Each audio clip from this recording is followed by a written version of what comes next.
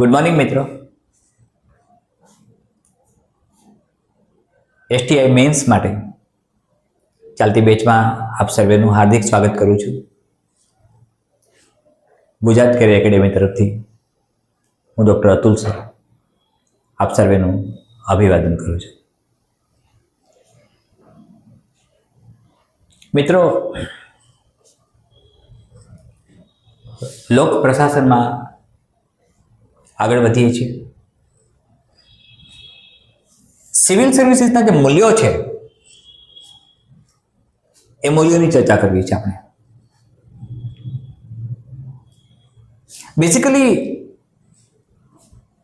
એક civil servant માટે કયા આદર્શો હોવા જોઈએ, એક સિવિલ સર્વન્ટ માટે કયા પ્રકારના કોડ ઓફ કન્ડક્ટ હોવા જોઈએ, એક સિવિલ સર્વન્ટ માટે કયા પ્રકારના મૂલ્યો હોવા જોઈએ, તેની આપણે ચર્ચા કરીએ છીએ.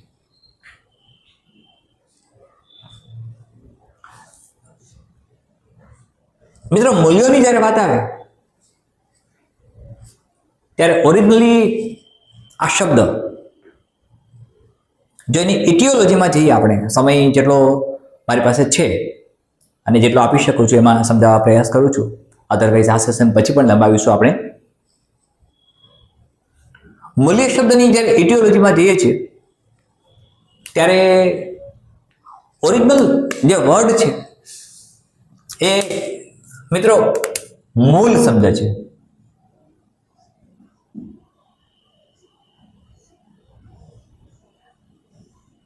ઇટિયોલોજી પ્રમાણે મૂળનો અર્થ કોઈ ચોક્કસ કાર્ય માટે વેતન આપવું, એનું મૂલ્ય ચૂકવવું. એના પછી ગામડાઓની અંદર જે ખેતીવાડી સાથે સંકળાયેલા મિત્રો છે એમને ખબર હશે કે એક તળપદો શબ્દ આવે છે, મૂલે જવું. જે રોજંદારીનું કામ કરતા હોય, જે ખેડૂતો ના જે મજૂરો હોય, શ્રમિકો હોય, અને એના પછી એક શબ્દ આવ્યો મૂલી. હવે જ્યારે એ મૂલી એના માલિક અથવા તેને ખેડૂત કે જેના ખેતરમાં કામ કરે છે, માલિક શબ્દનો પ્રયોગ નહીં કરીએ આપણે, પણ જેના ખેતરમાં કામ કરે છે તેની સાથે એ બંધાયેલો છે, કારણ કે એને વળતર મળે છે. પણ વળતર એ વ્યાવસાયિક વાત થઈ, એ પ્રતિબદ્ધ રીતે, વચનબદ્ધ રીતે, વફાદારીથી બંધાયેલો રહે છે. ત્યારે સિવિલ સર્વિસીસના મૂલ્યો આપણે એક મૂલીમાંથી સિવિલ સર્વન્ટ તરફ જઈએ છીએ મિત્રો. તો મૂલીમાંથી સિવિલ સર્વન્ટ તરફ જ્યારે જઈએ છીએ ત્યારે સિવિલ સર્વિસીસના મૂલ્યો ત્રણ પ્રકારના. એક એના નીતિશાસ્ત્રીય મૂલ્યો, જે મેં આગલા સેશનમાં કહ્યું હશે એમ, એક કલેક્ટિવ, એક સમાજને, એક સંસ્કૃતિને બધાને લાગુ પડે, એક રાષ્ટ્રને. આ નીતિશાસ્ત્રીય મૂલ્યો કે જે સમાજ જીવન સાથે કનેક્ટેડ છે, જેમાં સોશિયલાઇઝેશન થયેલું છે, જેનું સામાજિકરણ પણ થયું છે. એક મેં કહ્યું નીતિશાસ્ત્રીય મૂલ્યો. નંબર 2 છે લોકતાંત્રિક મૂલ્યો, જે સ્વાભાવિક છે કે લોકતંત્ર ડેમોક્રેસી સાથે કનેક્ટેડ છે મિત્રો, લોકશાહી સાથે કનેક્ટેડ છે, લોકો સાથે કનેક્ટેડ છે, ડેમોક્રેટિક છે. અને થર્ડ વ્યવસાયિક મૂલ્યો કે જે એના વ્યવસાય સાથે સંકળાયેલા છે. હવે આ બધાની ચર્ચા કરીએ એમાં પહેલા લઈએ આપણે નીતિશાસ્ત્રીય મૂલ્યો. મિત્રો, ગયા સેશનમાં જ મેં એથિક્સની વાત આપણે કરી. જ્યારે એથિક્સની વાત કરી હતી ત્યારે મેં સમજાવ્યું હશે કે નીતિશાસ્ત્રીય મૂલ્યો એ સમગ્ર સમાજને લાગુ પડે છે. જ્યારે એક સિવિલ સર્વન્ટ તેની જવાબદારીઓ નિભાવવા તૈયાર થાય છે, ત્યારે એક સિવિલ સર્વન્ટ એના ડેઝિગ્નેશન હોદ્દા ઉપર આવે છે, ત્યારે તેના મૂલ્યો કયા કયા પ્રકારના હોવા જોઈએ? નંબર 1 છે એ છે મિત્રો સત્યનિષ્ઠા, જેની વારંવાર આપણે વાત કરીએ છીએ અને હમણાં જ હું કદાચ આગળના સેશનમાં બોલી ગયો છું.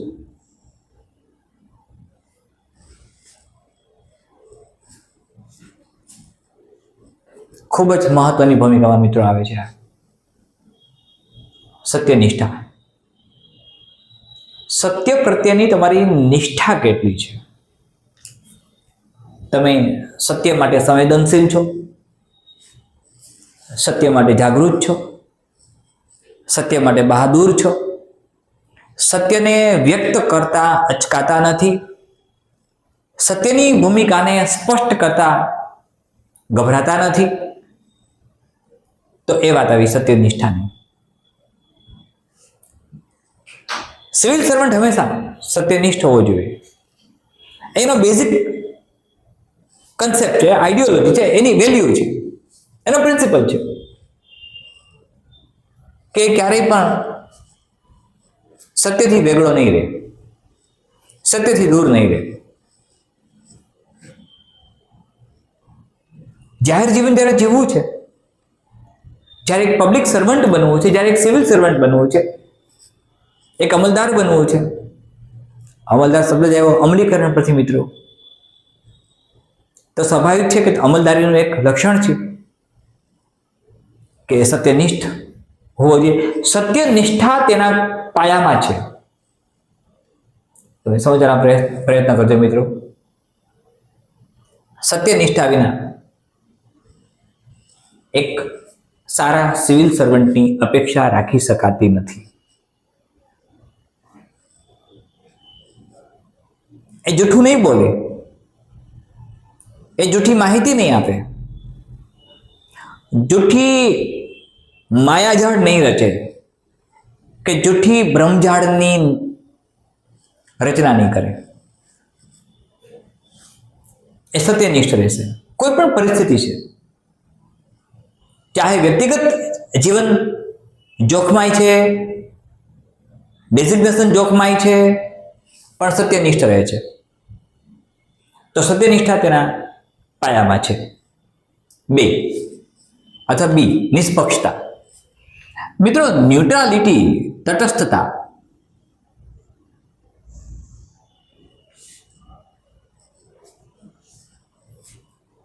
તમારી પાસે કોઈ કેસ સ્ટડી એવો આવે કે તમે એક પોલીસ સુપરિન્ટેન્ડન્ટ છો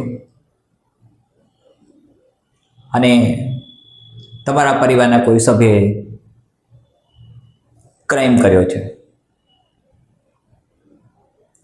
અને ક્રાઇમ કર્યો છે ત્યારે એઝ અ પોલીસ સુપરિન્ટેન્ડન્ટ તમારી ભૂમિકા કેવી રહેશે? એબીસી કન્ડિશન્સ આપી હશે. ABCD 3 4 5 કન્ડિશન આપે મિત્રો. નિષ્પક્ષતા એ તટસ્થતાનું બીજું નામ છે. એકદમ તટસ્થ ભાવે જોવાનું છે. મિત્રો કેમિસ્ટ્રીમાં તમે એસિડિક કેરેક્ટરિસ્ટિક, બેઝિક કેરેક્ટરિસ્ટિક ભણી ગયા છો, ન્યુટ્રલાઇઝેશન પ્રોસેસ ભણી ગયા છો. તટસ્થીકરણ. તો તટસ્થતા એકદમ કોઈ જ પ્રકારના પક્ષપાત વગર, કોઈ જ પ્રકારની અંગત લાગણીઓ વગર, કોઈ જ પ્રકારની અંગત સંવેદનશીલતા વગર તટસ્થ ભાવે ન્યાય કરવો. એક ખૂબ જ મહત્વની ભૂમિકામાં આવતો આ પોઈન્ટ છે. વાત કરી હતી મિત્રો જવાબદેહીની, તો આગળ મેં સમજાવ્યું હતું એકાઉન્ટેબિલિટી. સિવિલ સર્વન્ટ એના ક્ષેત્રમાં બનતી ઘટનાઓ માટે એકાઉન્ટેબલ છે, એ સ્વીકારે છે એની એકાઉન્ટેબિલિટી, એની રિસ્પોન્સિબિલિટી. એ સુપેરે માહિતગાર છે, વ્યવસ્થાનું સંચાલન કરવાનું છે, લો એન્ડ ઓર્ડર મેન્ટેન કરવાના છે. તો એ જવાબદેહીમાં આવે છે, એની એકાઉન્ટેબિલિટી વધી જાય છે. સાથે એ બનતી એકાઉન્ટેબિલિટી સાથે એની નિષ્પક્ષતા જળવાઈ રહે છે. વફાદારી મિત્રો પછીનો એક પોઈન્ટ છે, આ પણ મહત્વની ભૂમિકામાં આવે. ઓનેસ્ટી, પ્રામાણિકતા, વફાદારી, લોયલ્ટી. લોયલ કોણ હોઈ શકે, વફાદાર કોણ હોઈ શકે? શબ્દ વફા છે. વફા શબ્દ તમે સારી રીતે જાણો છો. જે ઇન્સ્ટિટ્યૂટ સાથે જોડાયેલા છે. હમણાં જ મેં એક વાત તમને કરેલી મૂલની, જેના પરથી મૂલી શબ્દ આવ્યો. મેં એમ પણ કહ્યું તમને કે જે શ્રમિક છે એ એના ખેડૂતને, ખેતરના માલિક સાથે કનેક્ટેડ છે, તેને વફાદાર રહે છે. વફાદારી મિત્રો એક પ્રકારનું સમર્પણ બતાવે છે, એક પ્રકારની કર્તવ્ય નિષ્ઠા બતાવે છે, એક પ્રકારની જવાબદારી પણ બતાવે છે, સંવેદનશીલતા બતાવે છે પોતાના માલિક પ્રત્યે અથવા તો તેની સાથે સંકળાયેલા બધા જ લોકો સાથે એ વફાદાર રહે છે. ગવર્મેન્ટ, સરકાર, પ્રજા, આ બધા સાથે સિવિલ સર્વન્ટ વફાદારી નિભાવે છે. વફાદારીનો બ્રોડ આસ્પેક્ટ છે. હું કેટલાક સેશન્સ એના લેવાનો છું યુપીએસસી માટે. પ્રોબેબલી નહીં પણ 100% એ ઇંગ્લિશમાં હશે. ઇંગ્લિશ અને હિન્દી કદાચ કમ્બાઈન્ડ કરીએ, કદાચ પ્રોબેબલી હિન્દી કદાચ કમ્બાઈન્ડ કરીએ, મોસ્ટલી નહીં પણ 100% ઇંગ્લિશમાં હશે. યુપીએસસીમાં ખૂબ મહત્વની ભૂમિકામાં આવે છે આ બધી જ વસ્તુઓ. તો વફાદારી, ઓનેસ્ટી, જે પ્રામાણિકતાના સંદર્ભમાં છે, અને આ છે તમે કેટલા લોયલ છો. મિત્રો, પ્રજાજનો એના જે તે સમયે રજવાડાઓ હતા ત્યારે એના રાજ્યને વફાદાર રહેતા. એની જે સિક્રેટ પોલિસીઝ હોય રાજ્યની, એ બહાર જતી નથી. એમ કેટલાક સિવિલ સર્વન્ટ બન્યા પછી તમારી પાસે કેટલાક એવા અધિકાર ક્ષેત્રો આવશે, જે અધિકાર ક્ષેત્રોમાં તમારે વફાદાર રહેવું પડશે, સરકારને પણ, પ્રજાજનોને માટે પણ. તો એ વફાદારી બતાવે છે. ઈમાનદારી, તમે કેટલા ઈમાનદાર છો, તમારે કાર્ય પ્રત્યે તમારી ઈમાનદારી કેટલી છે, તમારું કાર્ય તમે ઈમાનદારીથી બજાવો છો કે નહીં, તમારા કાર્યમાં ઈમાનદારી કેટલી રહેલી છે.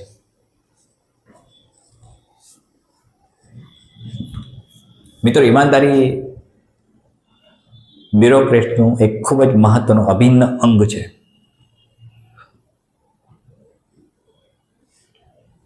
ઈમાનદાર વ્યક્તિ અને ઈમાનદાર ઓફિસર, સર્વન્ટ, સિવિલ સર્વન્ટ, આ બંનેમાં તફાવત છે. મિત્રો, ક્યારેક ક્વેશ્ચન્સ એ પ્રકારે પૂછાશે જેમાં તમે કન્ફ્યુઝ નહીં થતા, હું સમજાવીશ, આરામથી તમે સમજી શકશો. ઈમાનદારી એક મહત્વનો ગુણધર્મ છે અને એક મહત્વનું મૂલ્ય છે સિવિલ સર્વિસ માટે. જે નીતિશાસ્ત્રીય મૂલ્ય છે, એથિકલ છે, બધાને લાગુ પડે છે. ત્યારે આ નીતિશાસ્ત્રીય મૂલ્યોની હું ચર્ચા કરું છું ત્યારે એ નીતિશાસ્ત્રીય મૂલ્ય બધાને લાગુ પડે છે. સમાજને લાગુ પડે છે, સોસાયટીને લાગુ પડે છે, રાષ્ટ્રને લાગુ પડે છે, સામાન્ય નાગરિકને પણ લાગુ પડે છે, અને સિવિલ સર્વન્ટને લાગુ પડે. સચ્ચાઈ, એની વાતોમાં સચ્ચાઈ કેટલી છે, એ જે રજૂઆત કરે છે, પ્રેઝન્ટેશન કરે છે, એમાં સચ્ચાઈ કેટલી છે, સત્યતા કેટલી છે, અને તેના આધારે એક સિવિલ સર્વન્ટનું મૂલ્યાંકન થાય છે. ઉત્કૃષ્ટતા, મિત્રો, કોઈ પણ કાર્ય ઉત્કૃષ્ટ લેવલે સિવિલ સર્વન્ટે કરવું પડે છે. જે પણ કાર્ય કરે છે, કાર્યમાં મન દઈને, દિલ દઈને, હૃદયપૂર્વક એ કાર્ય નિષ્ઠ રહે છે. જે કાર્ય એને સોંપવામાં આવ્યું છે, જે કાર્ય પ્રત્યે એ જવાબદાર છે, જે કાર્યની જવાબદારી સોંપવામાં આવી છે, એ કાર્ય પ્રત્યે એ હંમેશા ઉત્કૃષ્ટ પરફોર્મન્સ આપશે, એનું બેસ્ટ આપશે. બેસ્ટ આપવાથી જ બેસ્ટ મળે છે. એક સિવિલ સર્વન્ટનું કામ જ એ છે, એ લોક ભાગીદારીમાં ઇન્વોલ્વ છે, ત્યારે એ હંમેશા ઉત્કૃષ્ટ પરફોર્મ કરે. મિત્રો, ઉત્કૃષ્ટ દેખાવ દરેક ક્ષેત્રને લાગુ પડે, જે નીતિશાસ્ત્રીય મૂલ્યોમાં આવે છે. તમારા ઉત્કૃષ્ટ દેખાવના આધારે જ તમારું જસ્ટિફિકેશન થાય છે. તમારા ઉત્કૃષ્ટ દેખાવને આધારે જ તમારું મૂલ્યાંકન થાય છે. અને દરેક વખતે ઉત્કૃષ્ટ દેખાવ કરવો. તમારે STI મેન્સ પાસ કરવી છે તો ઉત્કૃષ્ટ દેખાવ કરવો પડશે. બીજાઓની સાપેક્ષમાં તમારે એકદમ ઉત્કૃષ્ટ દેખાવ કરવો પડશે. તો એ ઉત્કૃષ્ટતા બેઝિકલી નીતિશાસ્ત્રીય મૂલ્યોનો ભાગ છે. સાથે આદર. મિત્રો, આદર એક એવી ભૂમિકામાં આવે જેમાં એક સિવિલ સર્વન્ટ, ચાહે ડિસ્ટ્રિક્ટ કલેક્ટર હોય, ચાહે SP હોય, IPS બનીને વડીલોને માન સન્માન આપવું એ સિવિલ સર્વન્ટ માટે ખૂબ જ જરૂરી છે. તમે ઘણા ઉદાહરણો જોયા હશે કે સિવિલ સર્વન્ટ IAS ઓફિસર્સ વડીલો સાથે ખૂબ જ રિસ્પેક્ટફુલી, ખૂબ જ માન સન્માનની દ્રષ્ટિએ જુએ છે, માન સન્માનની દ્રષ્ટિએ સંબોધે છે, એમનો પ્રેમ સંપાદિત કરે છે. એ આદર જે તેની પબ્લિક લાઈફનું એક મહત્વનું અંગ છે. આ બધા જ પોઈન્ટ્સ મિત્રો નીતિશાસ્ત્રીય મૂલ્યો કહેવાય છે, જેમાં સત્યનિષ્ઠા, નિષ્પક્ષતા,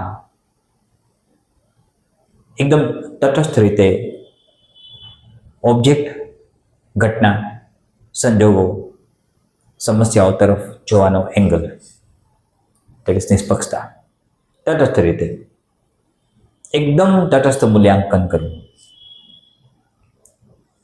એકદમ તટસ્થ મૂલ્યાંકન જેમાં વ્યક્તિગત બાબતોનો સમાવેશ થતો નથી. I repeat myself again. Accountability એની છે, એ જવાબદેહી આપે છે, જવાબદાર છે, એ સ્વીકારે છે એના કાર્યક્ષેત્રની જવાબદારીઓ. વફાદારી છે, એટલે કાર્યમાં પૂરેપૂરી વફાદારી છે. ઈમાનદાર છે, સચ્ચાઈ છે એની વાતોમાં. મિત્રો, સચ્ચાઈ વાતોમાં પ્રતિબિંબિત થઈ જ જાય. કોઈ જૂઠું બોલે છે કે સાચું બોલે છે એ સમજવું અઘરું નથી, એ સમજવું સરળ છે. તો સચ્ચાઈ એક પોઈન્ટ આવ્યો. ઉત્કૃષ્ટ, જે પણ કાર્ય કરીએ એ ઉત્કૃષ્ટ લેવલે, શ્રેષ્ઠતમ કક્ષાએ એ કાર્યને પહોંચાડવાનું છે. IPS બનશો તમે, IAS બનશો, તમારી પાસે કોઈ કેસીસ એવા આવશે કે તમારે એમાં કામ કરવાનું રહેશે. તમે GPSC ક્લાસ 1 ક્લાસ 2 પાસ કરીને આગળ વધશો, તમે મામલતદાર બન્યા, રેવન્યુ મામલતદાર બન્યા, તમે ડેપ્યુટી કલેક્ટર બન્યા, ત્યારે બધી જ વાતો કે જેમાં તમારી સચ્ચાઈ કેટલી છે, તમે કેટલા ઉત્કૃષ્ટ દેખાવ કરી શકો છો, તમને સોંપવામાં આવેલા કાર્ય માટે તમે પ્રામાણિકપણે કેટલો ઉત્કૃષ્ટ દેખાવ કરો છો, તમે એકદમ શ્રેષ્ઠતમ પ્રયત્ન કરો છો, ત્યારે ઉત્કૃષ્ટ. અને આદર મેં કહ્યું મિત્રો, દરેક માટે માન સન્માન, આદર ભાવ રાખો. આદર ભાવ અને આદર એ એક કન્સેપ્ટ આખો રિલિજિયસ પણ છે, સોશિયલ પણ છે. સોશિયાલિઝમનો એક બેઝિક કન્સેપ્ટ છે મિત્રો, માન સન્માન, આદર. માઇથોલોજીમાં પણ આવે, સોશિયોલોજીમાં પણ આવે, પોલિટિક્સમાં પણ આવે, ફિલોસોફીમાં પણ આવે, રિલિજનમાં પણ આવે. આ બધા જ જે નીતિશાસ્ત્રીય મૂલ્યો છે મિત્રો, એના આધારે તમને કેસ સ્ટડી પૂછી શકાય, અને જ્યારે કેસ સ્ટડી પૂછાય કોઈ પણ પોઈન્ટના આધારે અથવા એના પર લખવાનું આવે, ગાંધીજીમાં સચ્ચાઈનો ગુણધર્મ હતો, એટલે ગાંધીજીએ કન્ફેસ કર્યું જ્યારે જે પણ એમાંથી ખોટું થયું હતું તે. સત્યનિષ્ઠા, આ બધા જ ગુણધર્મો જે નીતિશાસ્ત્રીય મૂલ્યો છે મિત્રો, અને જો સમાજમાં આવી જાય, આ બધા જ સમાજના વર્ગમાં, સામાજિક કક્ષાએ, એક રાષ્ટ્ર નિર્માણમાં જો આ બધી જ ઘટનાઓ, આ બધા જ મૂલ્યો વણાઈ જાય, ગૂંથાઈ જાય, તો એ આદર્શ સમાજ રચના બને, એ રામરાજ્ય બને, એમાં કોઈ શંકા નથી. સત્યનિષ્ઠા, નિષ્પક્ષતા, જવાબદેહી, વફાદારી, ઈમાનદારી, સચ્ચાઈ, ઉત્કૃષ્ટતા અને આદર, આ નીતિશાસ્ત્રીય મૂલ્યો છે.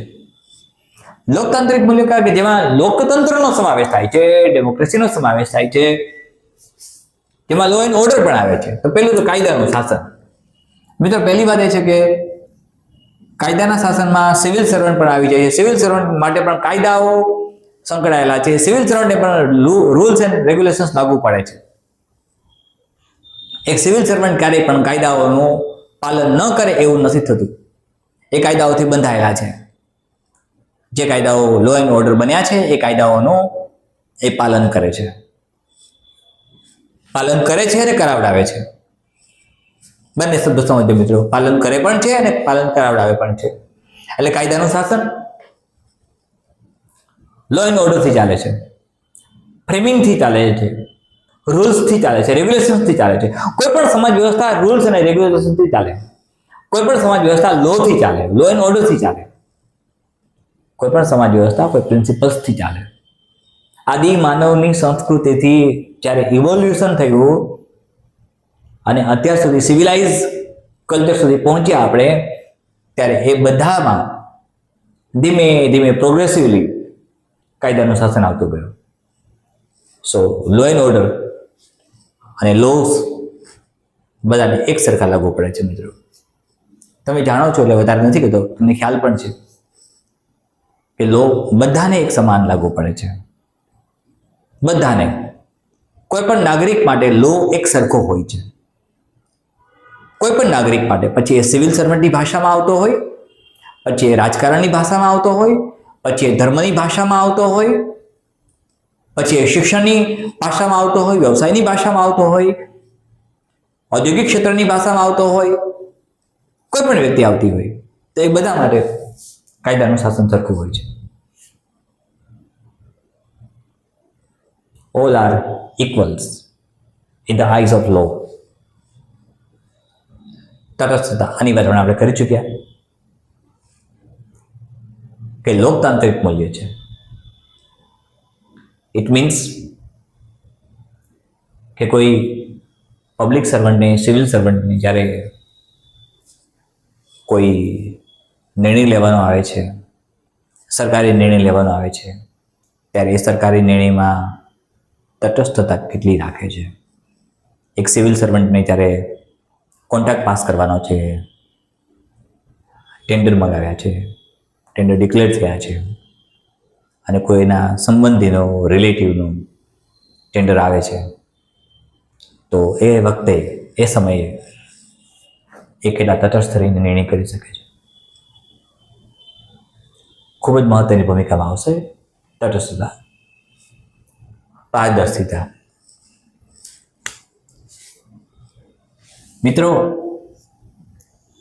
કાચના ગ્લાસમાંથી જેમ બધું દેખાય એમ એક સિવિલ સર્વન્ટની લાઈફ પારદર્શક હોય છે, ટ્રાન્સપેરેન્ટ હોય છે. લોકતાંત્રિક મૂલ્યનો પાયો છે પારદર્શિતા, ટ્રાન્સપરન્સી, પ્રતિબદ્ધતા. જે પણ કાર્યને સોંપવામાં આવ્યું છે એનું એક લોકતાંત્રિક મૂલ્ય છે પ્રતિબદ્ધતા. એ કાર્ય પ્રત્યેની પ્રતિબદ્ધતા કેટલી અને કેવી? એ પ્રતિબદ્ધ ખરા એ કાર્ય સંપન્ન કરવા માટે? મિત્રો, એસ્કેપિઝમ નથી આવતું ત્યાં, જવાબદારીઓમાંથી છટકવાની વાત નથી આવતી, પણ પ્રતિબદ્ધ થવાની વાત આવે છે. જવાબદારીઓને કોઈ પણ કારણોસર છટકાવા નથી દેવા, જવાબદારીઓની છટકબારી શોધવી નથી, પણ પ્રતિબદ્ધ છે. સમર્પણ મિત્રો, સમર્પણ એક ખૂબ મોટી વાત છે, એક ફિલોસોફિકલ થોટ પણ છે. તમારા કાર્ય માટે તમે કેટલા સમર્પિત છો, તમારું 100% ડેડિકેશન કેટલું છે, ડિવોશન કેટલું છે, તમે કેટલા સમર્પિત છો. પબ્લિક લાઈફમાં પણ આ મહત્વની ભૂમિકામાં આવે મિત્રો. ક્યારેક વાત કરશું તો વ્યક્તિગત જીવનમાં પણ સમર્પણ ખૂબ મહત્વની વાત છે. ચાહે એ પતિ પત્નીના રિલેશનશિપ હોય, ચાહે મિત્રો વચ્ચેના સંબંધો હોય, ચાહે શિક્ષણમાં લાગુ પડતું હોય, સમર્પણ તમારા અભ્યાસમાં લાગુ પડતું હોય, તમે બુક્સ માટે કેટલા સમર્પિત છો, તમારું જીવન કોને સમર્પિત છે. તો લોકતાંત્રિક મૂલ્ય સમર્પણના બેઝ ઉપર છે. નેશન ફર્સ્ટ જ્યારે બોલીએ છીએ આપણે, ત્યારે આપણે સમર્પિત છીએ મિત્રો. જ્યારે નેશન ફર્સ્ટ બોલીએ છીએ ત્યારે બાકીનું બધું જ ભૂલી જઈએ છીએ. નથિંગ, માત્ર નેશન ફર્સ્ટ. નેશન ફર્સ્ટ બોલીએ છીએ આપણે મિત્રો. આર્થર મિલરનો એક અદ્ભુત ડ્રામા ક્યારેક વાંચજો સમય મળે તો ઇંગ્લિશમાં. ઇંગ્લિશ લિટરેચરની ખૂબ જ ખ્યાતનામ કૃતિ છે ઓલ માય સન્સ. અને મને ખબર નથી તમને ખ્યાલ છે કે નહીં, પણ Arthur Miller was a wonderful dramatist of English literature, particularly American literature, American English literature.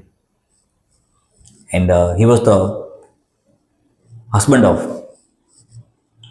the wonderful lady of the world, the most beautiful lady of the world of her era. The name is Marilyn Monroe. Marilyn મનરોના husband હતા Arthur Miller, અને All My Sons નામનો અદ્ભુત drama લખ્યો છે મિત્રો. એમાં એક જોરદાર વાત લખી છે, nothing is bigger than my family and family is my nation. તો નેશન ફર્સ્ટ સમર્પણ, અને પછી આવે કાયદેસરતા. આપણે જે સ્ટેપ્સ લઈએ છીએ, એક સિવિલ સર્વન્ટ જે સ્ટેપ લે છે, એ કાયદેસરતા, એની લીગાલિટી કેટલી, એ લીગલ છે ખરું? જે પણ નિર્ણય કરે છે એ નિર્ણય લીગલાઇઝ છે મિત્રો.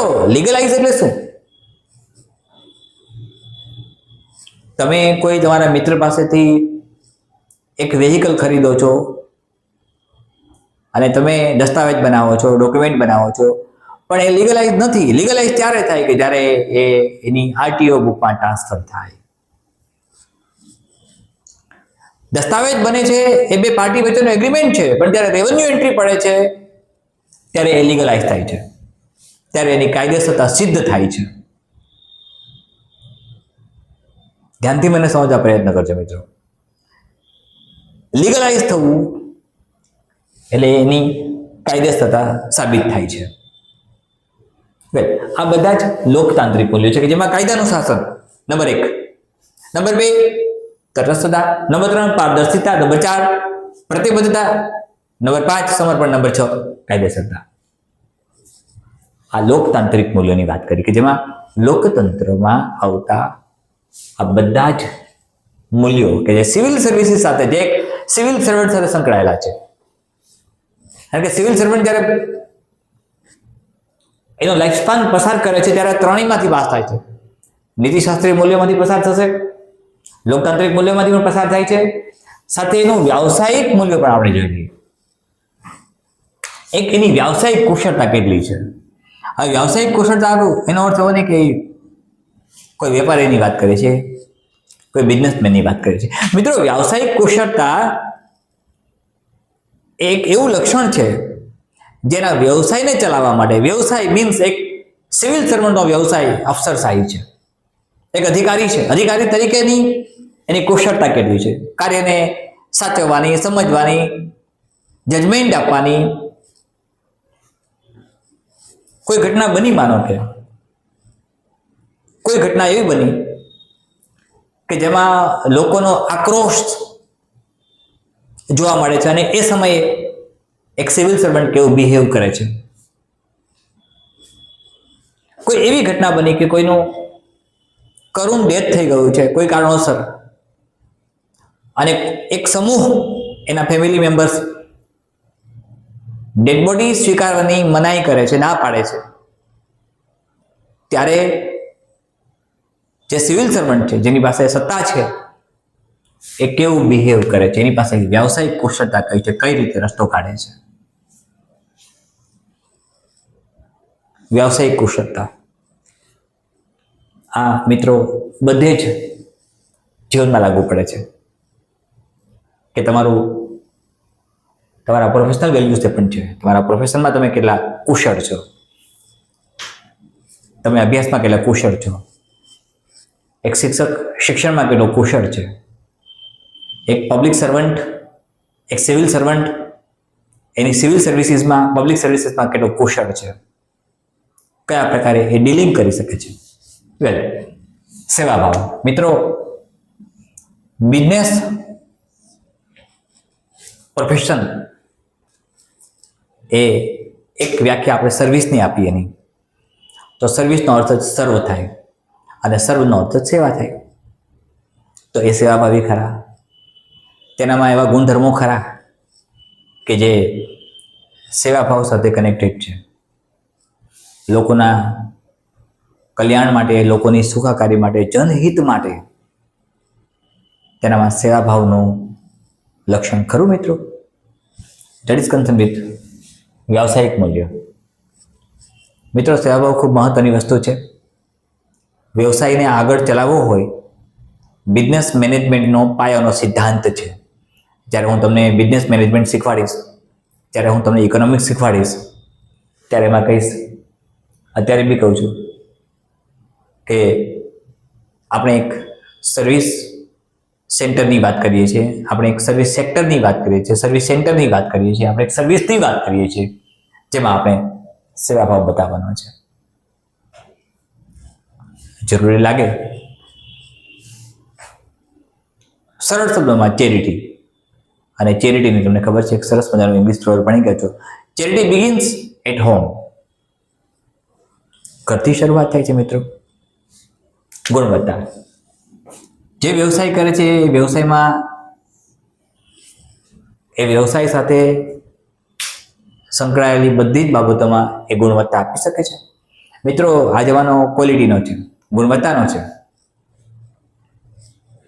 આ જમાનો ક્વોલિટીનો છે, ગુણવત્તાનો છે. ક્વોલિટી ઓફિસર્સ, ક્વોલિટી એજ્યુકેશન, આ બધા તરફ જવું પડે છે અને ગુણવત્તા સતત આપતી રહેવી પડે છે. તો એનામાં ગુણવત્તા ખરી. એઝ અ સિવિલ સર્વન્ટ એ એનું વ્યાવસાયિક મૂલ્ય બન્યું.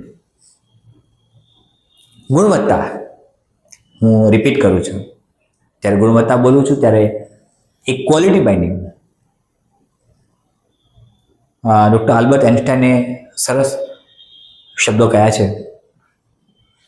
The quality of education of today will determine the future of the world. Quality education મિત્રો, quality service, qualitative profession, qualitative business આ વ્યવસાયિક મૂલ્યમાં અસરકારક રીતે કામ કરે છે, ઇફેક્ટિવલી કામ કરે છે. ઇફેક્ટિવલી અસર પડે છે ખરી, અસરકારક ભૂમિકામાં આવે છે, ઇમ્પ્રેસિવ છે વ્યવસાય માટે. કરકસરયુક્ત મિત્રો, કરકસર નો અર્થ એવો થાય કે લઘુત્તમ સંસાધનોથી મહત્તમ ઉપલબ્ધિઓ હાંસલ કરવી. લોભ નથી. કરકસર અને લોભ વચ્ચેનો તફાવત સમજો. કદાચ તમને જો આ પ્રકારનો નિબંધાત્મક સવાલ પૂછાય, લોભ અને કરકસરમાં તફાવત છે મિત્રો. કરકસર રિસોર્સિસ, સંસાધનો હોવા છતાંય વિવેકપૂર્ણ ઉપયોગ કરવો, યોગ્ય માત્રામાં ઉપયોગ કરવો, જરૂર પૂરતો ઉપયોગ કરવો, એ કરકસર છે. અને લોભ એ જુદો કન્સેપ્ટ છે, જેમાં હોવા છતાંય, જરૂર હોવા છતાંય કોઈને ચેરિટી ન કરવી, આ બધી વાતોનો સમાવેશ થાય. તો કરકસરયુક્ત મિત્રો, તમે જ્યારે ઓફિસીસ બનશો ત્યારે તમને જે સ્ટેશનરી માટેનું એક્સપેન્સ માટે તમને જે પણ બિલ મૂકવામાં આવશે, બનાવવામાં આવશે, કહેવામાં આવશે, તમે એની કેટલી કરકસર કરો છો? તમે એક વસ્તુને કયા એંગલથી નિહાળો છો અને કઈ રીતે મેક્સિમમ મહત્તમ લાભ મળે છે લોકોની સુખાકારી માટે? તમે કેટલું સેવિંગ કરીને, તમારા બજેટને કેટલું સંતુલિત કરીને ઉપયોગી થાવ છો? દેટ ઇઝ કરકસરયુક્ત. મિત્રો, ગાંધીજીનો કન્સેપ્ટ એવો હતો કે કોઈ પણ જરૂર પૂરતો જ કાગળનો ઉપયોગ કરવો. નોટ્સ બનાવતા હોય આપણે ત્યારે પણ જરૂર પૂરતા જ કાગળનો ઉપયોગ કરીએ, એવી ગાંધીની ફિલોસોફી હતી. તો કરકસરયુક્ત અને ખૂબ જ જરૂરી છે, ખૂબ જ જરૂરી છે. અબ્રાહમ લિંકનના શબ્દો છે, એક નાનું એવું છિદ્ર પણ સમગ્ર જહાજને ડૂબાડી શકે. Listen to me carefully. બિનજરૂરી ખર્ચ ન કરવો. હેનરી ફોર્ડની ફિલોસોફી પણ આના પર આધારિત હતી. મિત્રો, હેનરી ફોર્ડ વિશે તમે જાણો છો એટલે વધારે નહીં કહું. નવાચાર, નવી વસ્તુઓ જીવનમાં લાવી, નવી વસ્તુઓ વ્યવસાયમાં લાવી, બદલાતા સમય સાથે, બદલાતા કન્સેપ્ટ સાથે, બદલાતી આઈડિયોલોજી સાથે કેમ ટ્યુનિંગ કરવું, એ પણ આની અંદર આવશે. સતત નવું ઉમેરતું રહેવું, નવાને સ્વીકારવું. આપણી સૌથી મુશ્કેલી મિત્રો એ છે કે આપણે નવી વસ્તુને સ્વીકૃતિ આપતા આપણને વાર લાગે છે. કદાચ તમને અને મને પણ લાગુ પડે છે. તમને કદાચ ગુજરાત કેરિયર એકેડેમીને સ્વીકારતા વાર લાગશે, પણ વ્યવસાયમાં, શિક્ષણમાં, વ્યવસાયિક મૂલ્યો તરીકે નવા કન્સેપ્ટ, નવી આઈડિયોલોજી. મિત્રો, આયોગ પણ પેપર સ્ટાઇલ બદલે છે. અમે જ્યારે પરીક્ષા આપેલી સિવિલ સર્વિસીસ મેન્સની, યુપીએસસીની, ત્યારે કન્સેપ્ટ જુદા હતા, મેથડ જુદી હતી. અત્યારે બદલાય છે. વેલ, ફરીથી એ પોઈન્ટ છે ઉત્કૃષ્ટતા. બેસ્ટ ઇફોર્ટ કરવા બિઝનેસને ચલાવવા માટે. મિત્રો, વર્ડ મોનોપોલીનો યુઝ નહીં કરીએ આપણે, પણ જ્યારે હું તમને ઇકોનોમિક્સ કરાવીશ ત્યારે પ્રાઇવેટાઇઝેશન, લિબરલાઇઝેશન, ગ્લોબલાઇઝેશન, આ બધાની વાતો આપણે કરીશું. ઉત્કૃષ્ટ વ્યવસાય કરવો અને ઉત્કૃષ્ટ વ્યવસાય કરવો એ સિવિલ સર્વિસીસનું એક મૂલ્ય છે અને વ્યવસાયિક મૂલ્ય છે. ઉત્કૃષ્ટ, બેસ્ટ ઓફ ધ બેસ્ટ. એક સિવિલ સર્વન્ટ એનું બેસ્ટ આપે છે, એની કામની કલાકોને બેસ્ટ સાબિત કરે છે. એને સોંપવામાં આવેલી જવાબદારીઓ, એને સોંપવામાં આવેલું કાર્ય પૂરેપૂરી નિપુણતા, પૂરેપૂરી કોને સાથે કરે છે. દેટ ઇઝ કન્સર્ન વિથ ઉત્કૃષ્ટતા. અને રચનાત્મકતા. મિત્રો, રચનાત્મકતા મીન્સ ક્રિએટિવિટી. નવું ક્રિએટ કરવું, નવી યોજનાઓ મૂકવી, નવી વસ્તુઓને અમલમાં મૂકવી, નવા આઈડિયોલોજી આપવા, નવા વર્ડ્સ આપીને નવી યોજનાઓ જાહેર કરવી.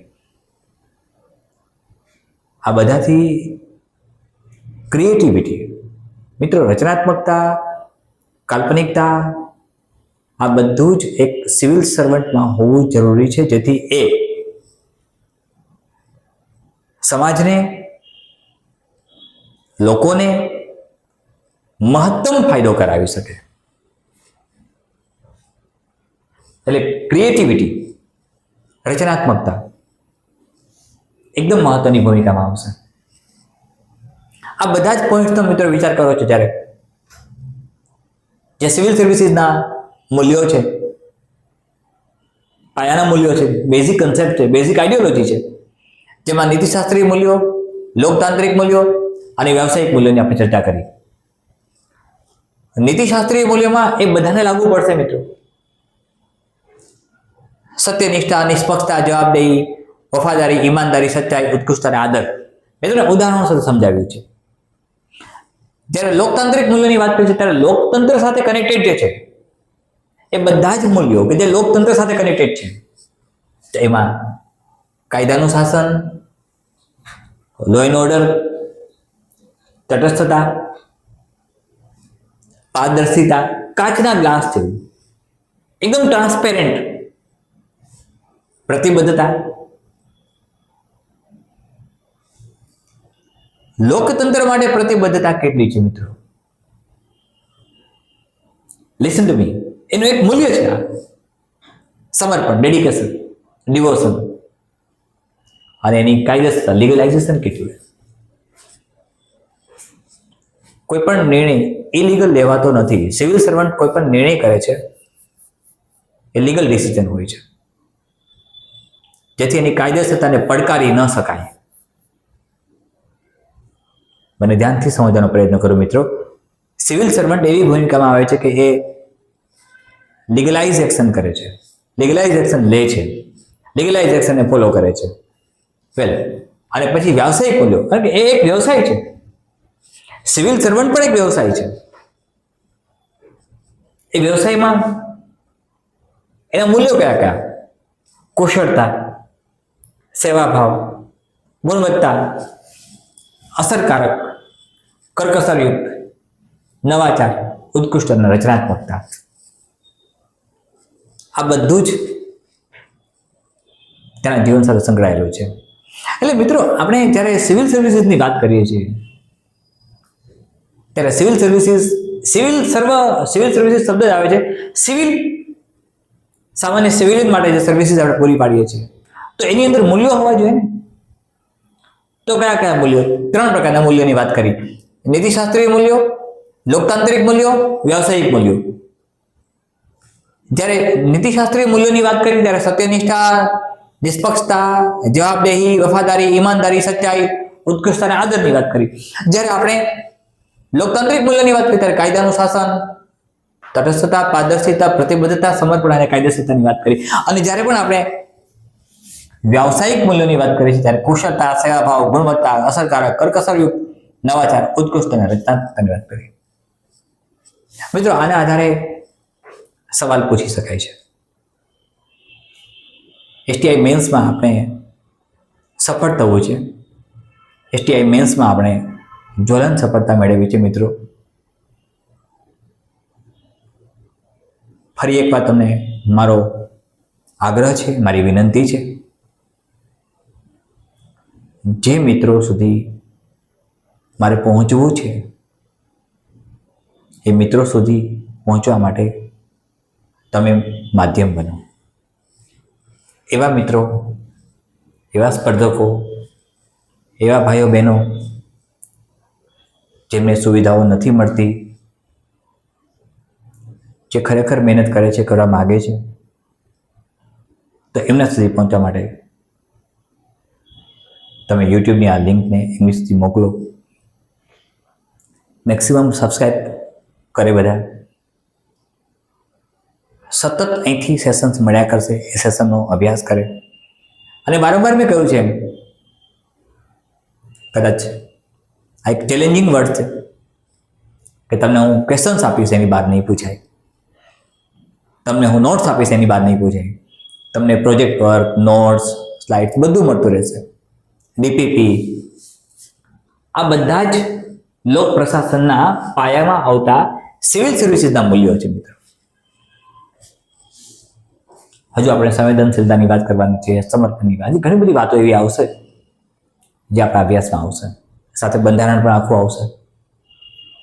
ભારતીય બંધારણ રાજ્ય વ્યવસ્થા પણ ભણીશું. આ GS2 નો અગત્યનો એક પોઈન્ટ આપણે આજે અહીંયા સંપૂર્ણ નથી કરતા, પણ એનું હાઇલાઇટર ભૂમિકામાં મૂક્યું છે. થોડીક વાતો વધારાની એમાં કરવાની છે મારે, એ પણ હું કરી દઈશ. મિત્રો, ટેલિગ્રામ ચેનલમાં જે લોકો જોડાયા નથી એમને જોઈન કરવાનો પ્રયત્ન કરો. વોટ્સઅપ કોમ્યુનિટી ગ્રુપ સાથે જોડાયેલા નથી, જોડાઈ જાય.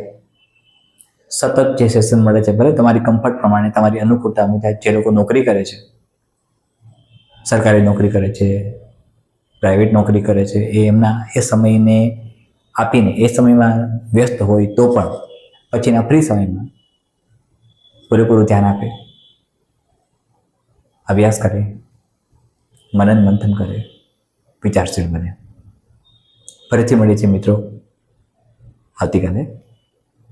આ સેશન અહીંયા પૂર્ણ કરું છું. ગુજરાત કરિયર એકેડેમીની બધી જ વિંગને મેં ઇન્સ્ટ્રક્શન આપી દીધી છે, સંપૂર્ણ કાર્યરત છે.